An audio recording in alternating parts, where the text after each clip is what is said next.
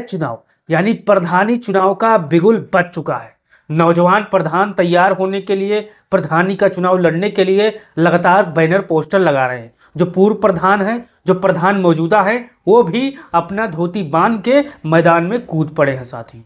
अब आपको बताएंगे कि 11 ऐसे नियम आए हैं जो आपको सुनना चाहिए। अगर आप भी प्रधानी का चुनाव लड़ना चाहते हो तो आप नियम को फॉलो करेंगे, तभी आपका पर्चा वहां पर ओके हो जाएगा, नहीं तो आपका पर्चा खारिज हो जाएगा। और आरक्षण का नियम क्या होगा, क्या 2015 वाला आरक्षण लागू होगा या फिर 1995 वाला आरक्षण लागू होगा, मैं आपको आगे वीडियो में बताऊंगा। अब चलिए जान लेते हैं कि अगर आप भी ग्राम प्रधानी का चुनाव लड़ना चाहते हो तो आप कमेंट बॉक्स में बताओ कि मैं तैयार हूं, मैं इतने साल का हूं। और आप भी कुछ सवाल हो तो आप कमेंट बॉक्स में पूछ सकते हो। तो चलिए फटाफट पहले जान लेते हैं कि वो 11 नियम क्या हैं जो हर ग्राम प्रधान के प्रत्याशी को, या हर जिला पंचायत या हर वीडीसी पद के प्रत्याशी को सुनना चाहिए और समझना चाहिए। पहले पर आता है कि अगर आप भी प्रधानी का चुनाव लड़ना चाहते हो तो आप इस चीज को देखिए और समझिए साथियों। मैंने यहाँ पर सूची लगा दी है, आप पढ़ लीजिए। पहले पर आता है कि आप भी प्रधानी का चुनाव लड़ना चाहते हो तो आपको भारत का, हिंदुस्तान का नागरिक होना बेहद जरूरी है, बेहद खास है।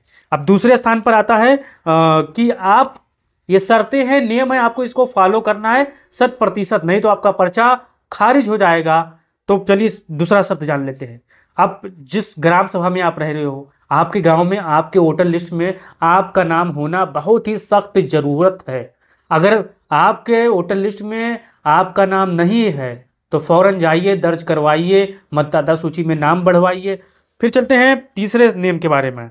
अगर आप ग्राम प्रधान का चुनाव लड़ना चाहते हो, नौजवान हो और आप कंफ्यूज हो कि कितने साल उम्र चाहिए भैया तब प्रधानी का चुनाव लड़ें, तो अब 21 साल हो चुकी है आपकी, तो आप चुनाव लड़ सकते हो।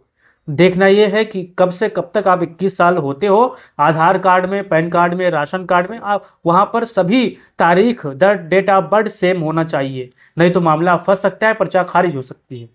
फिर चलते हैं चौथे स्थान पर। चौथा शर्त यह है कि आप पागल ना हो, आप दिवालिया ना हो, आप सिर्री ना हो। ये शर्त है, ये नियम कानून है, ये हमारा नहीं, चुनाव आयोग का नियम कानून है, इसे आपको समझना है साथियों। फिर चलते हैं पांचवा नियम क्या कहता है। उम्मीदवार जो बेचारा प्रधान पद का उम्मीदवार हो, जिला पंचायत पद का उम्मीदवार हो, किसी मामले में सजा याफ्ता नहीं होनी चाहिए। ये सिर्फ प्रधानों और ग्राम पंचायत के चुनाव में लागू होता है। विधायक वाले तो आराम से जेल से रहकर चुनाव लड़ लेते हैं, और ये दोहरा नियम है साथियों। भारतीय राजनीति में दोहरा नियम है। अगर आप विधायक बनना चाहते हो तो आप जेल से चुनाव लड़ सकते हो, आपका पर्चा वैध हो जाएगा। अगर आप प्रधान पद के उम्मीदवार हो और आप जेल में हो तो आपका पर्चा खारिज हो जाएगा, ये आप समझ सकते हैं। फिर चलते हैं छठवें शर्त के बारे में। यूपी में होने वाले आगामी जो पंचायत चुनाव है, अगर आप लड़ना चाहते हो तो आप किसी भी समितियों का, यानी सरकारी समितियों का कर्जदार नहीं होना है आपको। वहां पर जितना भी लोन चल रहा है उसको आपको चुका देना है, तभी आपका पर्चा वैध होगा, नहीं तो आपका पर्चा खारिज हो जाएगा। फिर चलते हैं सातवें शर्त पर। उम्मीदवार को नो ड्यूज सर्टिफिकेट होना जरूरी है। अभी आपके जिला मुख्यालय, तहसील मुख्यालय या आपके वकील के माध्यम से ये आपको वकील साहब बनवा के दे देंगे। आपको पर्चा अपने हाथ से नहीं भरना है, 100, 200, 500, 1000 खर्चा कर देना है। आप प्रधानी का चुनाव लड़ रहे हो तो वकील भाइयों का सहयोग जरूर लो, ताकि आपका पर्चा खारिज ना हो, विपक्षी आपके पर्चे पर उंगली ना उठा पाए। कागज मजबूत होगी तभी आप पर्चा आपका खारिज नहीं होगा, ये बात ध्यान दीजिएगा आप साथियों। फिर चलते हैं 8वें नंबर पर। उम्मीदवार जो होता है, जो प्रधान पद का दावेदार होता है, उसको एक शुल्क देनी पड़ती है सरकार को, चुनाव आयोग को, जो कि जमानत राशि के रूप में उसे जाना जाता है। आप 1500 हो, 1800 हो, 2000 हो, 3000 हो, वो उस आरक्षण नियम के चक्रानुक्रम जो होता है वहां पर दे होता है शुल्क साथियों। फिर चलते हैं 9वें शर्त के बारे में। कई जगहों पर एक बात की चर्चा हो रही है कि व्यक्ति को कितने बच्चे होने चाहिए। जो प्रधान पद का उम्मीदवार है, शादी होना चाहिए, नहीं होना चाहिए, उसका शिक्षा जरूरी होना चाहिए, पढ़ाई लिखाई जरूर चाहिए या नहीं होनी चाहिए। तो साथियों, उत्तर प्रदेश में अभी ऐसा कोई नियम नहीं लागू है। आप बिना शादी के ही चुनाव लड़ सकते हैं, आप बिना बच्चे के भी चुनाव लड़ सकते हैं, आपके 3-4 बच्चे हों तब भी चुनाव लड़ सकते हैं। ऐसा नियम नहीं है उत्तर प्रदेश में, बाकी राज्य में अगर हो तो कोई बात नहीं।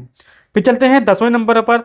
आप अगर पिछला चुनाव में भाग लिए हैं और पिछले चुनाव का ब्यौरा आपने नहीं दिया है तो आपको फौरन उसको ब्यौरे को, जो आपको लाल किताब मिलती है, उसमें भर के वहां पर सबमिट कर देना है कार्यालय में। ताकि आपके आने वाले समय में पर्चा भरने में कोई दिक्कत ना हो, पर्चा वैध हो। फिर चलते हैं 11वें नंबर पर अंतिम बारे में। अब पहली बार चुनाव लड़ने वाले उम्मीदवारों को भी चुनाव लड़ने का योग्य होने से पहले अपना बकाया चुकाना होगा। अगर ऐसा नहीं करते हैं तो उनका चुनाव नामांकन पत्र खारिज हो जाएगा साथियों। अब चलिए जान लेते हैं, 11 नियम हो गए। अब चलिए जान लेते हैं कि आपके जिले में आपके जो ग्राम सभा है आरक्षण क्या होगा। अब आरक्षण का एक चीज मैं बता दूं, 2015 आपको तारीख याद होगी, 2015 में अगर आपका गांव ओबीसी कोटा का है, मान के चलिए आपका गांव ओबीसी कोटे का प्रधान है, तो आने वाले समय में 2025 से 26 में जब भी चुनाव हो तब वो चक्रानुक्रम बदल जाएंगे। यानी वो अगर ओबीसी है तो जनरल होगा, एक बात ध्यान दीजिए, अगर जनरल होगा तो एससी होगा। आप ध्यान दीजिए, समझिए। फिर चलते हैं, वही एक बात और मैं आपको बता दूं सीधे सीधे भाषाओं में। मान के चलिए पहले ये सीट एससी रहा हो, फिर उसके बाद ओबीसी होगा, फिर उसके बाद जर्नल होगा। अब वही हाल महिलाओं का है। पहला महिला एससी होगा, यानी महिलाओं का जो अनुपात उस गांव में अगर ज़्यादा होगी, महिला एससी अगर वो उस गांव में ज़्यादा होंगी तो वो सीट महिला एससी के नाम रिजर्व हो जाएगी।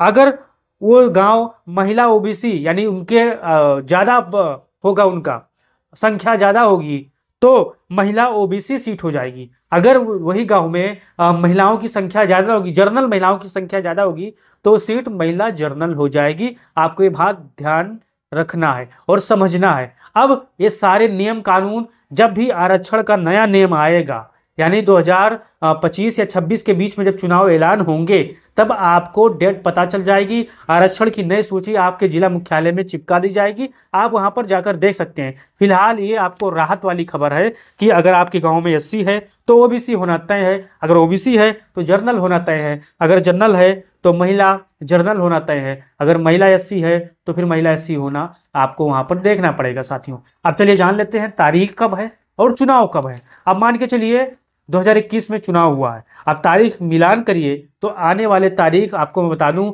अप्रैल 2026 में ग्राम पंचायत का चुनाव हो सकता है। संभावित तारीख यही है। अब चुनाव आयोग को फैसला लेना है और सरकार को फैसला लेना है कि उनका सुविधा कब बनता है चुनाव कराने का। सरकार के हाथ में होता है 6 महीना पहले करा लेती है, सरकार के हाथ में होता है 6 महीना लेट करा लेती है, या कोई आपदा आ जाए जैसे कोरोना काल आ जाए। अगर कोरोना काल नहीं होता तो आजकल चुनाव संपन्न हो जाते, प्रधानी का, जिला पंचायती का, अन्य चुनाव संपन्न हो जाते साथियों। अब आपको राय देना है और बताना है आपका गांव इस समय कौन से आरक्षण सूची में आती है, महिला आती है, ओबीसी आती है, एससी आती है।